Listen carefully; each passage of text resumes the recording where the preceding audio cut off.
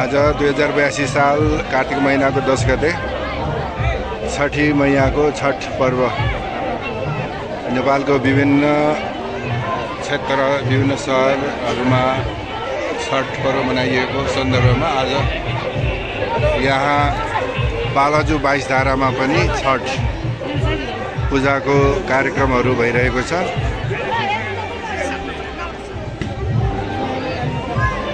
छठ पर्व खास गरेर तराईमा बढी धुमधामले मनाउँछ भने अहिले आएर नेपालको अरू क्षेत्रहरूमा पनि यस पर्वलाई धुमधामको साथ मनाउने गरिन्छ। यहाँ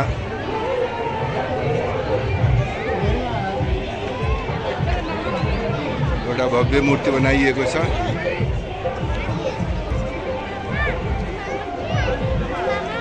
यो दृश्य बालाजु 22 धाराको रहेको छ। छठ पर्वको लागि यहाँ बालाजु 22 धारामा पोखरी बनाइएको छ।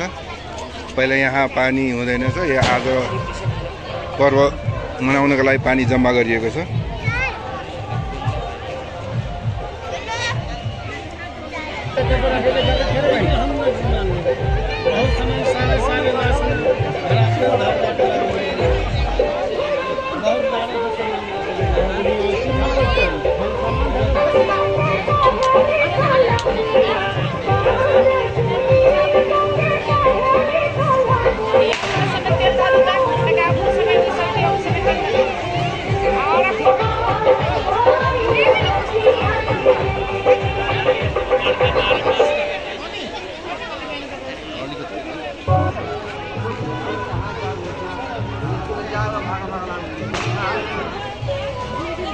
बालाजु 22 धारामा छठ पर्व मनाउँदै गरेको छ।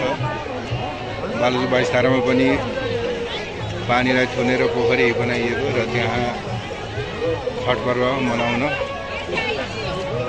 क्षेत्र बनाइएको र यहाँ अहिले धुमधामले छठ पर्व मनाइँदैछ।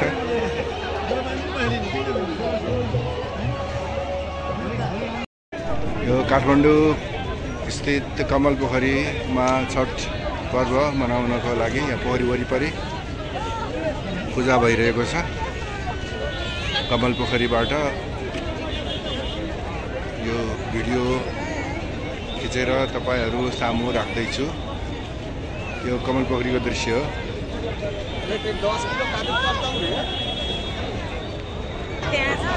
आज कार्तिक महिना भाइटिका पछिको खष्टी पर्वमा छठ पर्व धुमधामले नेपालभरि मनाउँदैछ र यो काठमाडौँ कमल पोखरीको दृश्य। कमल पोखरीमा पनि छठ पर्वको धुमधामसँग पोखरीको किनारमा देवताहरूको स्थापना गरेर मनाइँदैछ।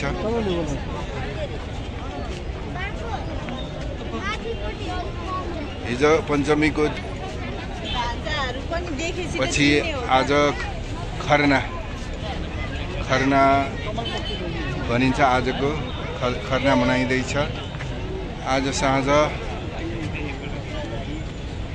सूर्य डुब्दो सूर्यलाई अर्घ्य दिई भोलि बिहान उदाउँदो सूर्यलाई अर्घ्य दिई यो पर्व समाप्त गरिन्छ।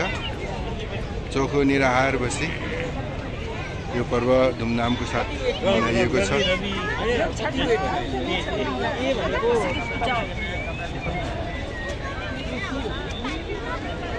बडो भिडभाड ठुलो सङ्ख्यामा यहाँ श्रद्धालु भक्तजनहरू हुनुहुन्छ। गत वर्षको तुलनामा यस वर्ष बढी नै भिडभाड देखिएको छ।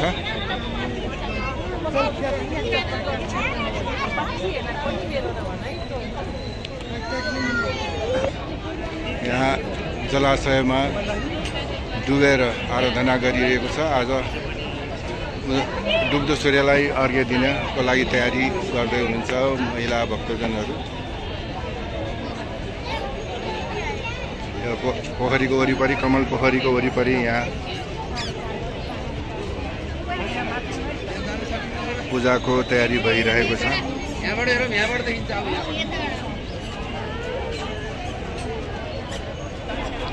पोखरीको परको किनारामा पनि त्यत्तिकै सङ्ख्यामा छठ पर्व मनाउने भक्तजनहरूले त्यहाँ भगवानको स्थापना गरी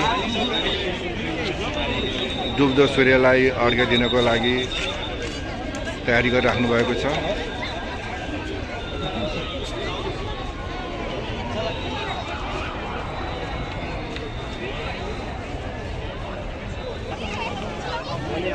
यो पूजाको लागि गरिएको व्यवस्था, यहाँ सूर्यको आराधना गरेर मनाउने पर्व यो छठ पर्व।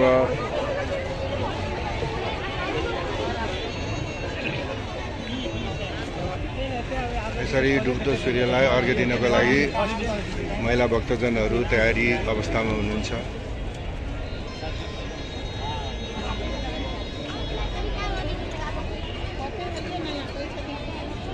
अहिले दिनको 4:30 बजेको छ। आज घाम त्यति लागेको छैन।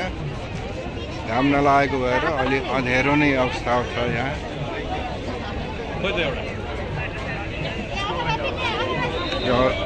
डुब्दो सूर्य पनि देख्न सकिन्छ कि सकिँदैन भन्न गाह्रै परिरहेको छ। आज अलि अँध्यारो छ, बादल धम्म लागेको छ। यो काठमाडौँ स्थित गौरी घाटको छठ पर्व मनाउन स्थल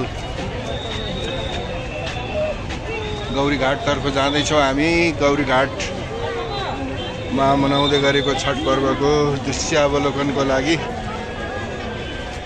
यहाँ उपस्थित भएको छु। यहाँ पनि निकै भिड छ, धेरै भिडभाड।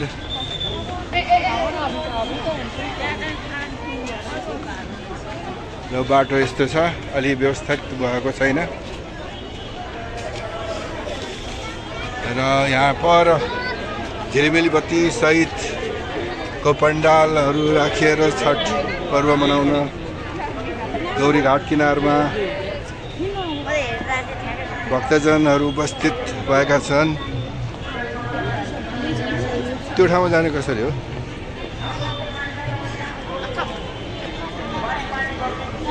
यो चाहिँ गौरी घाटमा यहाँ विदेशी पर्यटकले पनि गौरपूर्वक हेरिराख्नु भएको छ। यहाँ अर्घ्य दिने काम भइसकेको छ। यो गौरी घाटसम्म आइपुग्दा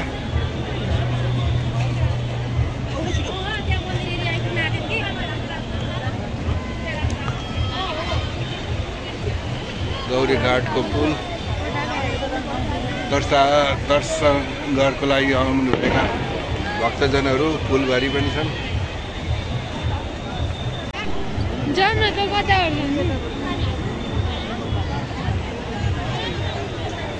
यहाँ पशुपति छेउ गौरी घाटको किनारमा छठ पर्व मनाउँदै गरेको दृश्य।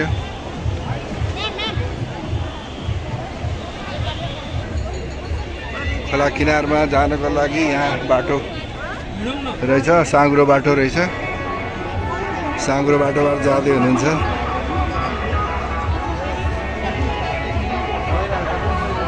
हेर्नुहोस् यहाँको भिडभाडको अवस्था।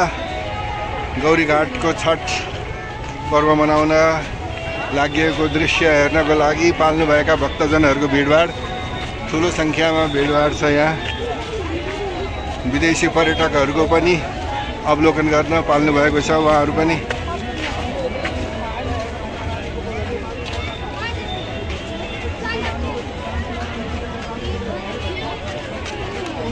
यहाँ धेरै पर्यटकहरू पनि देखिनु भएको छ।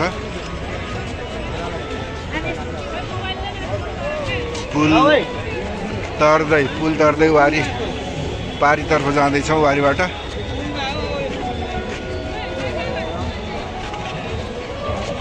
यहाँ पुलबाट हेरिएको दृश्य।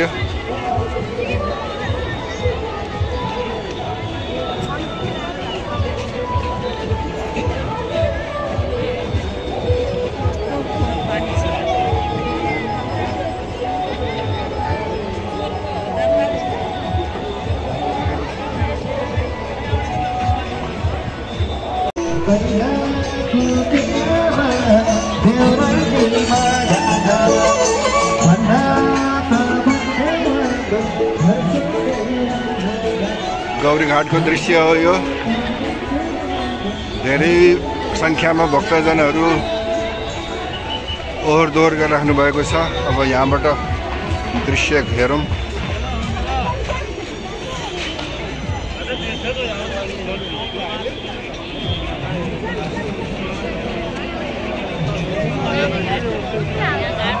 गौरीघाटको किनारमा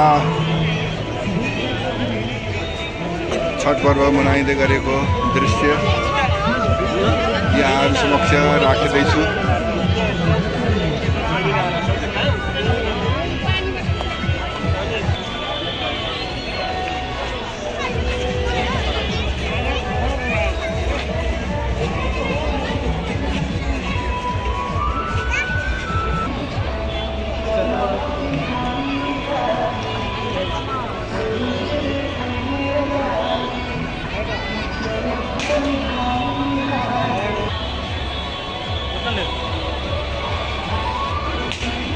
दिदीलाई नगर के अरे उसलाई बहिनीलाई गरेर त त्यो साइडमा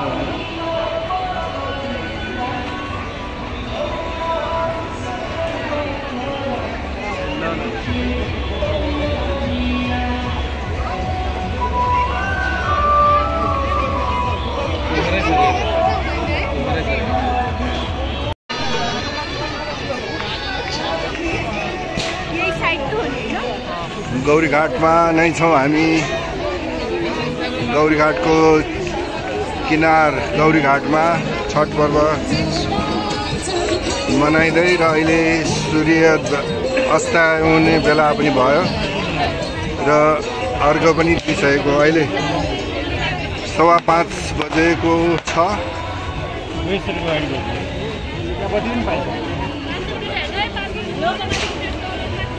यहाँ धेरै मात्रामा दोकान पसलहरू गरिराखेको पनि छ। यो मेलामा आउने भक्तजनहरूलाई बिक्री गर्ने उद्देश्य राखेर यहाँ खानापिनाको पनि व्यवस्था गर्ने होटलहरू छ। यहाँ तिरेर खान पाइन्छ।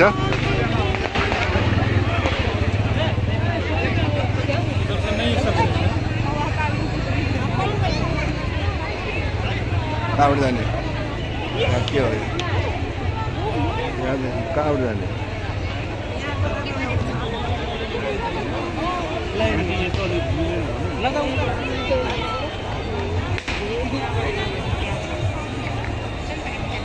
यो बाटो झर्दैछौँ।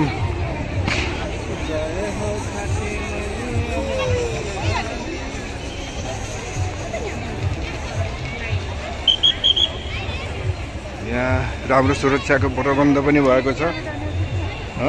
भिडभाड छ। हामी यहाँबाट प्रवेश गर्न गइरहेका छौँ।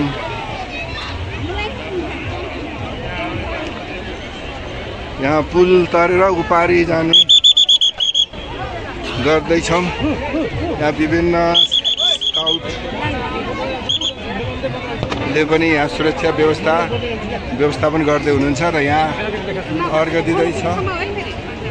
अर्घ दिने काम भइरहेको छ।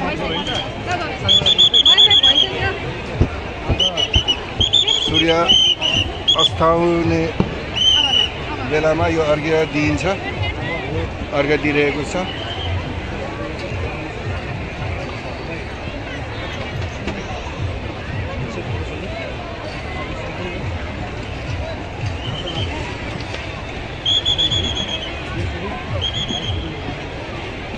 यो पुल बलियो छ भन्ने हामीले अपेक्षा गरेका छौँ।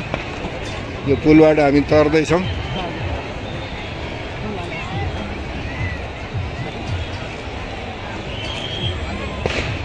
यो चारैतिर गौरीघाटको दृश्य अति नै रमाइलो छ।